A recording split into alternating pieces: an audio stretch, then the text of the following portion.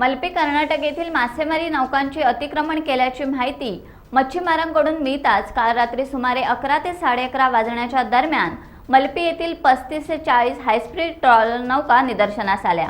या नौकांचा पाठलाग करत असताना नौका अधिरा IND-KL 02 MM 5724 या नौकेचा ताबा घेताना इतर नौकांनी गस्ती नौका घेरण्याचा प्रयत्न केला। तसेच पकडलेल्या नौकांवरील खलाशांनी गस्ती नौकेवरील कर्मचाऱ्यांवर हल्ला करण्याचा प्रयत्न देखील केला।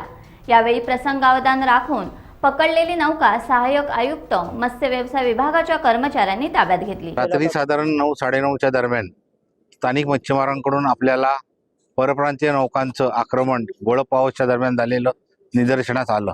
त्या दृष्टीने लगेच आमची शासनाची गस्ती नौका आणि सागरी सुरक्षेशी निगडीत सुरक्षा रक्षक यांचा ताफा घेऊन आपण गोळपावसच्या दरम्यान गस्त केली।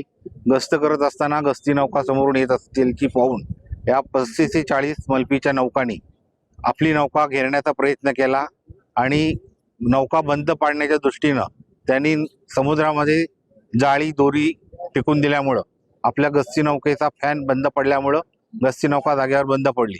पण हे सगळं होत असताना त्याच दरम्यान आपल्या नौकेने एका मलपीच्या नौकेचा ताबा घेतलेला होता आणि तो ताबा घेत असताना त्यावरील खलाशांनी थोडंसं अवैध हत्यारं हातामध्ये घेऊन आमच्या कर्मचाऱ्यांना त्रास द्यायचा प्रयत्न केला, परंतु कर्मचाऱ्यांनी सुद्धा त्याला तोडीसतोड उत्तर देऊन त्या सर्वांना आपल्या ताब्यात घेऊन ही बातमी स्थानिक मच्छीमार यांच्यामार्फत सर्व पोचल्या कारणामुळं अर्धा 1 तासाच्या कालावधीमध्ये स्थानिक मच्छीमारांनी जवळपास 12 ते 15 नौका त्या जागेवरती उपलब्ध करून दिल्या आणि या नौकांचा ताफा पाहिल्यामुळं इतर ज्या नौका घेरट्या घालत होत्या बाजूला त्या पळून जाण्यामध्ये आम्हाला यश मिळालं आणि या बंद पडलेली आमची नौका आणि मलपीची नौका या दोन्ही नौका टोईंग करून सकाळी 5 वाजता आपण बंदरामध्ये आणलेली आहे।